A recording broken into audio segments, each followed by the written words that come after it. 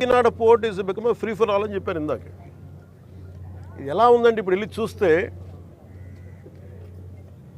దీనికి ఉదాహరణకి ఇక్కడ మీకు ఇన్ఫర్మేషన్ అంటే నేను just to be more authority authentic I'm saying this అని మీకు ఇది కొంచెం చదివి చెప్తున్నాను. ఇది మీకు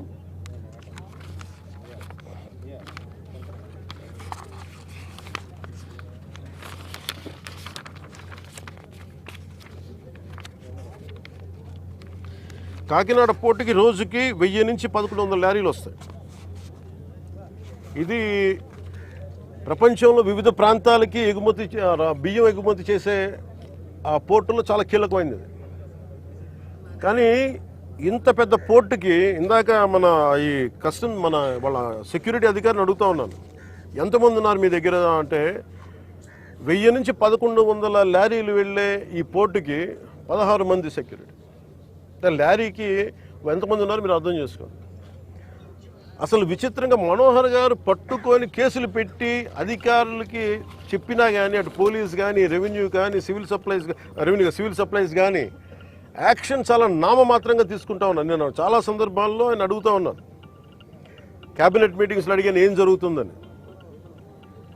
నేను ఒకటే ఏం చెప్పానంటే ఇందాక మన మనోహర్ గారికి వీళ్ళకి మనం ఏ యాక్షన్ కనుక మనం ముందుకు తీసుకెళ్ళకపోతే వీళ్ళు ఇన్ని మాటలు చెప్పి దీన్ని ఏమి ముందుకు తీసుకెళ్ళలేదేంటి అన్న అపవాదం మనందరి మీద ఉంటుంది.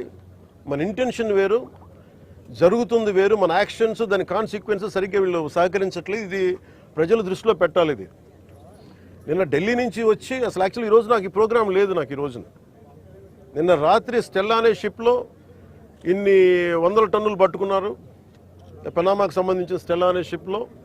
అలాగే ఇక్కడ దాదాపు 1060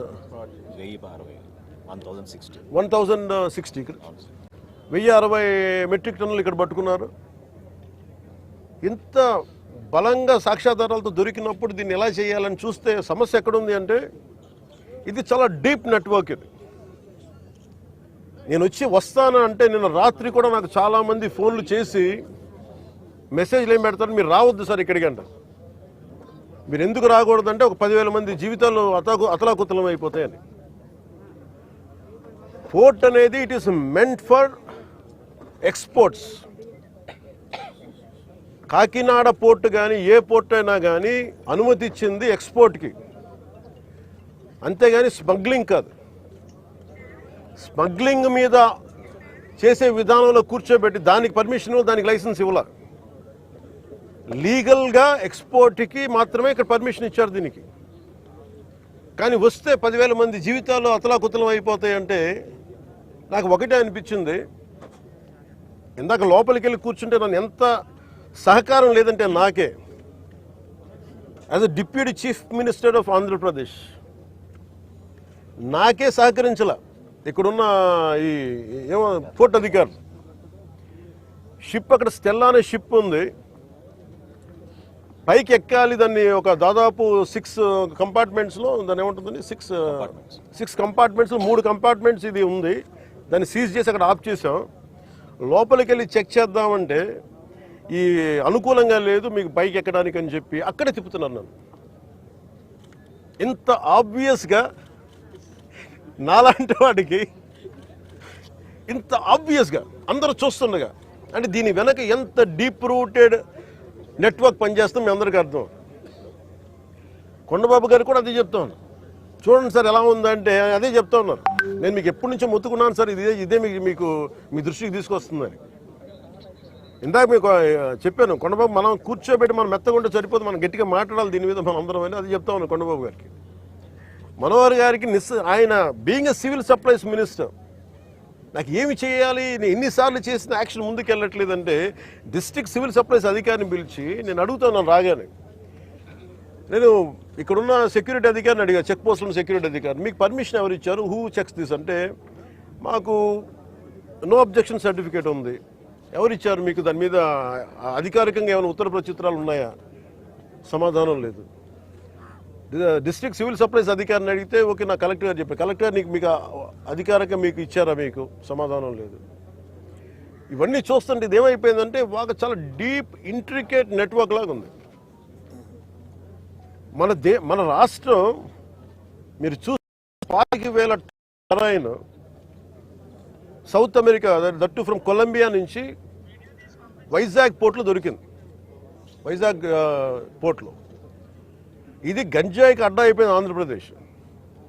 నేను లోపలికి వెళ్ళి మాట్లాడి పైకి ఎక్కాలి అంటే తిప్పుతున్నారు, అక్కడే తిప్పుతున్నారు, వెళ్ళనివ్వట్లా. నాకు ఎంత ఆశ్చర్యం అనిపించిందంటే నేను వెళ్ళి కూర్చొని మాట్లాడుతూ ఉంటే మీకు చెప్పా you will have consequences for this అని చెప్పి. నేను మీకు తర్వాత వీడియోస్ కూడా మీకు రిలీజ్ చేస్తాను.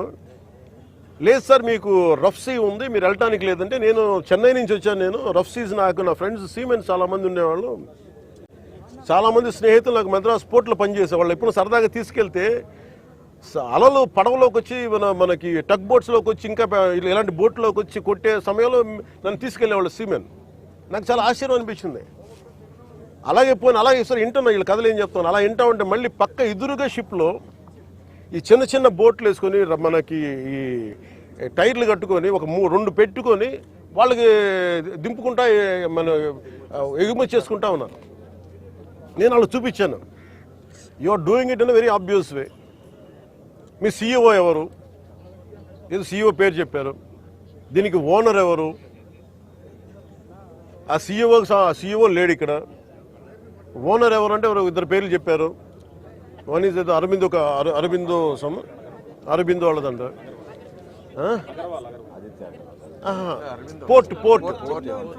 పోర్ట్ ఎవరి కంట్రోల్లో ఉంది?